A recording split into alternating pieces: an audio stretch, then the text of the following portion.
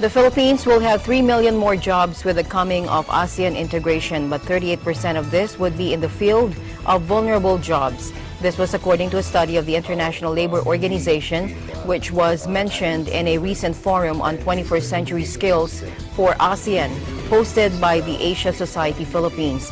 This was the fourth and final dialogue in the Understanding ASEAN series of Asia Society Philippines. According to ILO Country Director Jeff Johnson, the ASEAN integration will create at least 3 million jobs for the Philippines. With the ASEAN free trade, the net increase in jobs will be over 3 million for the Philippines, which is a very positive sign. The challenge really is not just that creation of jobs, but how many decent and productive jobs we're creating. Johnson also said that of the 3 million jobs to be created, 38% of this will be vulnerably employed. He said that unemployment is in fact not the major issue for ASEAN integration. We know from the study that the ILO worked on with the ADB that about 38% of those jobs that are created are going to be among the ranks of the vulnerably employed. Within the ASEAN region, unemployment is not often the major issue. Those that are unemployed are often those that have good education or their families can afford to keep them out of work until they find the right job.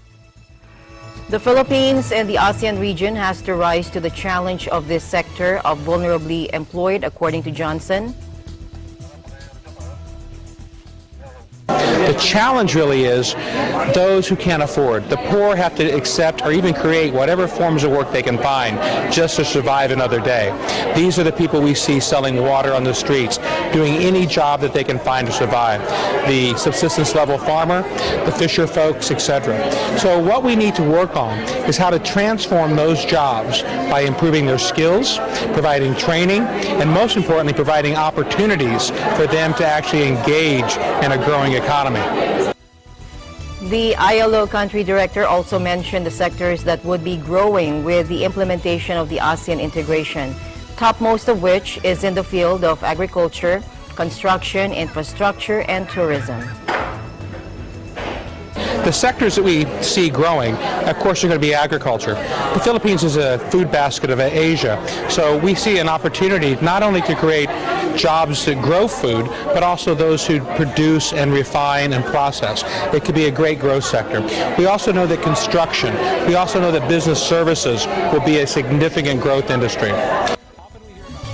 Johnson also stressed the need to empower workers, further training them to make significant decisions, especially in the field of customer relations. Often we hear about tourism.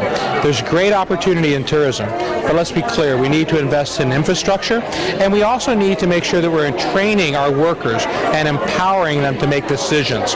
Too often workers are not given the authority and the power to make decisions to improve customer service, and that's something we can work on.